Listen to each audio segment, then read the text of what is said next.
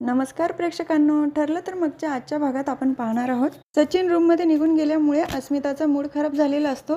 तेव्हा सायली विचारते, अस्मिता ताई, तुम्ही बाळाचं काय नाव ठरवलंय ते तर सांगा.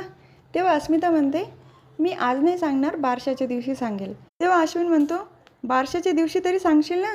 सगळ्यांमध्ये हसी मजाक चालू होतो, जेणेकरून अस्मिताचा मूड चांगला होईल. प्रियाला नागराज काकांचा फोन आलेला असतो. प्रिया रूममध्ये निघून जाते. तर अर्जुन सायलीला म्हणतो, तू बरोबर बोलली होती बायको. सचिन बरोबर आपण थोडं व्यवस्थित बोललो तर तो त्याचे खरे रंग दाखवायला सुरुवात करतो आणि हे लवकरच अस्मिता ताईच्या पण लक्षात येईल. प्रिया रूममध्ये आल्यानंतर नागराज काकांना फोन करते. तुम्हाला किती वेळा सांगितलं आहे की मला फोन करत जाऊ नका, सगळे आजूबाजूला असतात, कोणी बघितलं तर. नागराज काका म्हणतात, मी तुला सावध करण्यासाठी फोन केला आहे. आज अर्जुन आला होता जेलमध्ये, त्याच्यामध्ये वेगळाच कॉन्फिडन्स दिसला की जसं काही तुझ्याबद्दल काहीतरी पुरावा मिळाला आहे त्याला. प्रिया म्हणते, हे सगळं तुमच्यामुळेच झालं आहे. तुम्हीच त्याला ते कोडं घातलं ना, त्यामुळेच हे सगळं घडतं आहे. तुम्ही विसरला होतात, जेव्हा तुम्ही माझी मदत कराल तरच मी तुमची मदत करेल. नागराज काकांचे हे बोलणं ऐकून प्रिया घाबरलेली असते. तर अर्जुन सायली रूममध्ये आलेले असतात. तेव्हा सायली अर्जुनला विचारते, तुम्ही जेव्हा नागराजला भेटले तेव्हा तुम्हाला वाटलं असेल ना, तन्वीबद्दल आपल्याला जो पुरावा भेटला आहे त्याबद्दल काहीतरी नागराजला सांगावं. तुम्ही असं काही केलं तर नाही ना. अर्जुन म्हणतो, तुला काय मी वेडा वाटतो का गं बायको, मी सांगणार आहे का हे सगळं. नागराज, तू मला जे कोडं घातलं होतं ना त्याचं उत्तर मला सापडले, थोडा तरी विश्वास ठेव माझ्यावर. तेव्हा सायली म्हणते, तुमच्यावर विश्वास आहे हो, पण तुमच्या रागावर नाही. रागाच्या भरात तुम्ही काही बोलून जातात. तर प्रियाच्या रूममध्ये अश्विन येतो आणि तो प्रियाला मागून मिठी मारतो. तर प्रियाला पूर्ण घाम फुटलेला असतो. अश्विन विचारतो, तुला एवढा घाम का आला. तेव्हा प्रिया सांगते, घाम नाही आहे, मी तोंडावर पाणी मारलं आहे. तर अश्विन म्हणतो, तू अशी पण खूप छान दिसते. तिच्या चेहऱ्यावरनं हात फिरवतो. तो जरा रोमॅन्टिक मूडमध्ये असतो. पण प्रियाची अवस्था तर आतून खूप खराब झालेली असते. सायली अर्जुनला सांगते, मला आत्ताच्या आत्ता काहीतरी करावं लागेल, मी आलीच लगे करून. तिथून ती पटकन निघून जाते. अर्जुन तिला आवाज देऊन विचारतो, अगं नक्की काय करणार आहे तू. प्रेक्षकांनो, सिरियलवाल्यांनी पण आपल्याला जरा गुगली टाकली बरं का. सायली खाली येते, प्रियाला ओढतच हॉलमध्ये आणते. तेव्हा प्रिया सायलीला विचारते, अगं मी काय केलं आहे, तू असं काय करते. तेव्हा सायली म्हणते, तू स्वतःला विचार की तू काय केलं आहे ते. तर प्रिया लगेच अश्विन, आई, बाबा जोरजोरात सर्वांना आवाज देते. बघा नाही सायली काय करते. तेवढ्यात तिथे अश्विन येतो, कल्पना काकू, प्रताप काका पण येतात. अश्विन म्हणतो, अगं ही काय अवस्था केली तुझी. तेव्हा प्रिया म्हणते, बघ ना अश्विन, ही सायली मला घराबाहेर काढते. तर अश्विन विचारतो, पण का.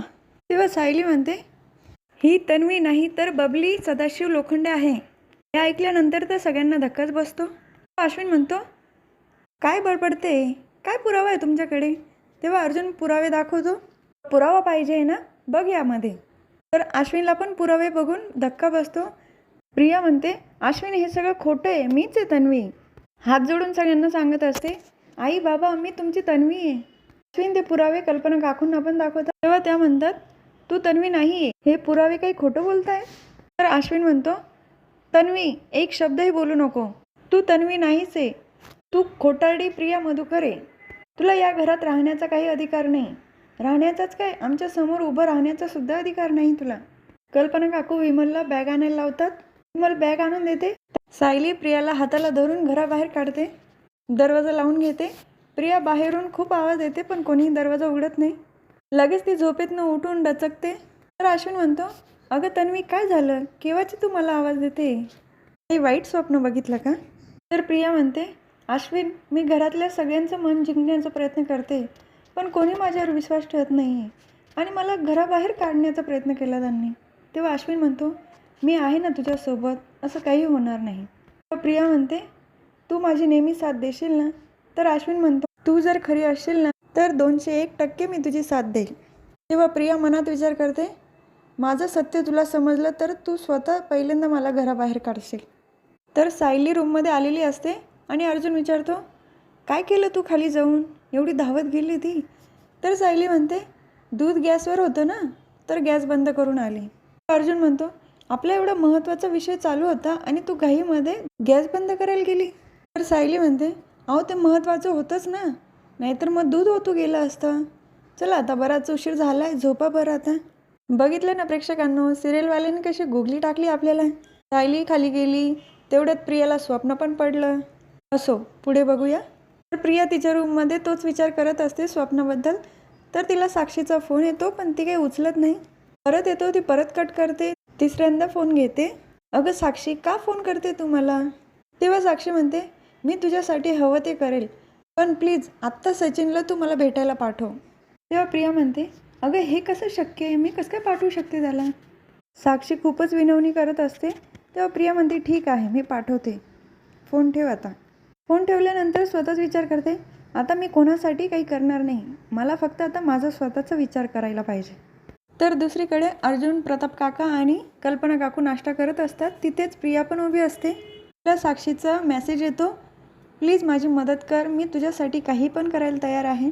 हे सगळ्यांच्या लक्षात येतं हिला कोणाचा तरी मेसेज आला आहे. त्यानंतर अर्जुन पण सायलीला मेसेज करतो, आज दुपारी 12 वाजता गार्डन कॅफेमध्ये ये.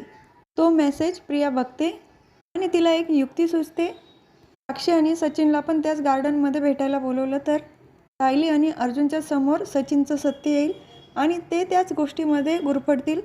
म्हणजे प्रियाबद्दल ते काही शोध घेऊ शकणार नाही.